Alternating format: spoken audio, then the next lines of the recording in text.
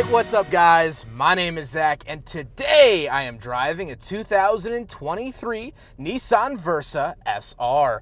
Up front is a 1.6 liter inline 4 and down below is a CVT. Now I'm super excited to be driving this Versa SR for one main reason. It is affordable and I am trying my best to show you guys the most affordable vehicles here on the channel to show that there are options still left. The Versa comes in at about $22,000 in this spec. However, you can find them for cheaper. And so we're going to dive in today and see what you get for that price tag. But if you would like to submit your own vehicle to me and have it reviewed here on the channel, you can head on over to my website, zackpradel.com/submit. It's a quick and easy submission form, takes under a minute to fill out, and I come out to you. But let's get back to that 1.6 liter inline 4 under the hood. Well, I don't have the power number in front of me, but I'll put it up on the screen. They've been using the 1.6 liter or a 1.6 liter in some fashion or another for quite some time. I've driven the Versas of the 2010s and they had a similar setup, so it drives and feels very similar to that. It's a decently peppy engine. It's not fantastic, it's not terrible, but it's gonna do the job, and it seems like Nissan has done a pretty good job developing this engine and keeping it reliable. However, paired to it is a CVT, and this is not my favorite part of the Versa. Quite frankly, it's my least favorite or worst part of the Versa. I don't really like CVTs, not only in the way that they feel, but the reliability is very hit or miss when it comes to these units. So take your gamble with that. That is going to be the major Achilles heel of the Versa. Last but not least, the Versa is front wheel drive, and this, interestingly enough, has front disc brakes, but still has drum rears here in 2023. Very interesting to see that. So how does it feel to actually drive the Versa? It's actually not terrible. There is some road noise because it is an economy car, but the steering feels very direct. It's not numb or stiff or anything like that. The ride's a little tough, but again, $22,000. However, visibility out the front is pretty good, and because it is a sedan, the visibility out the back is good as well.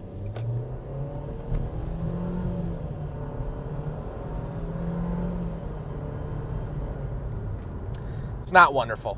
So with that stuff out of the way, let's talk about the interior. Well, in front of me, I have a digital screen paired with an actual gauge. The screen off to the left does have several different colors in it, mostly grays and a little bit of red, which is nice to see, but I wish that it had a couple more colors. And off to the right is my standard speedometer. On the steering wheel, on the left, I have my volume selector dials for that gauge cluster screen, along with skip track and my back button. And off to the right, I have my adaptive cruise control options. Very nice to see that here. The overall steering wheel looks and feels nice. It has the updated Nissan logo, which I really like, and I have to say I'm a big fan. Off to the left, we do have a climate control vent and a little cubby. And moving on to the door, we have our power mirrors, power locks, and power windows. Same switches they've been using for the last decade and a half. Moving into the center, we have two climate control vents and a hazard switch, and then we have our infotainment system. Very basic here, although it does have Apple CarPlay and Android Auto, which are wireless, and it is very easy to use. Looking at it, I know how to use this infotainment system without having ever used one before,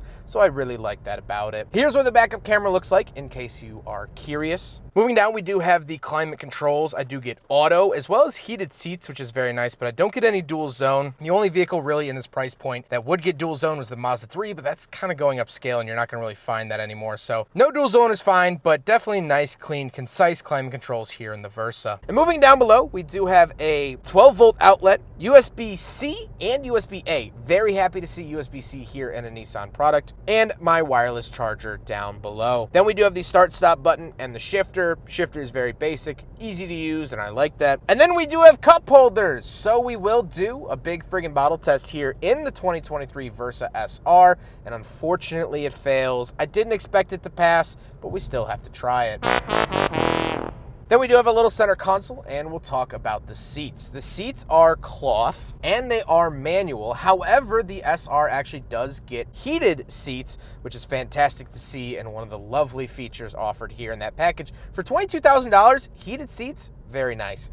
However, speaking of seats, we do have back seats, so let's go do a back seat review. So this is gonna be the make or break moment for the Versa, because a lot of vehicles in this segment don't do well, but the Versa does. This is actually a really nice back seat for what it is, spatially I'm saying. My knees are not hitting the seat in front of me. My head, it is coming close to the ceiling, but if I adjust myself, I'm fine. I actually fit back here. I'm 5'11". I'm not a small guy. If you have eyes, you could tell.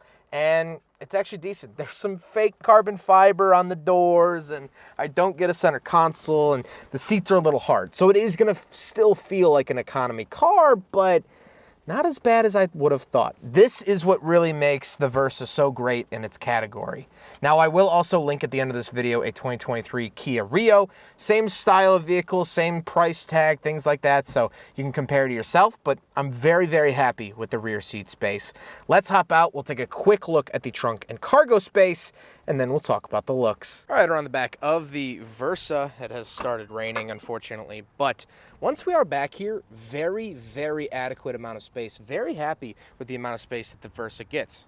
This is really, really nice. If you're going to move apartments, move in and out of college, if you have bins of knickknacks that you want to transport around, the Versa actually has a ton of space. Now, I wish that they still made the Versa hatchback, but I guess I can't have everything in this world that I want. Now we got to talk about the looks, and I love the look of this particular Versa. It is updated for the 2023 model year. This is a premium paint at $395, but overall, I think it's a very handsome automobile. And I like that Nissan has kept this vehicle around for as long as they have. But with all of that being said, let's get on to my final thoughts. What do I think driving the Versa SR? I actually think it's great. The really only downside I see with this vehicle is that transmission. And so if you just plan on leasing this vehicle, if you just plan on owning it with the warranty and getting rid of it, it's a great gap car. If you know you want to upgrade cars in about a year or two, fantastic. Would I want to keep this forever? No, because I would worry about that transmission. But besides that, it's really nice. It has a good exterior look to it, has good features in here. I love the heated seats, and the infotainment is easy to use. I get the little digital screen in here giving me some info, and I'm just very, very happy to see that Nissan is even still making a vehicle like this. I'm happy that Nissan is offering affordable cars like this. And so yes, while this video is just a touch short, there's not a whole lot to talk about. It's a cheap, affordable car, and I hope that you learned something to hopefully make your purchase easier. Huge thank you to Nissan for letting me take out their Versa and coming to the Mama Fall Rally and giving me the opportunity to drive it. Huge thank you to G. Schmidt, of course, as well as the Midwestern Automotive Media Association for putting on a fantastic event like this so I get to sample an affordable vehicle.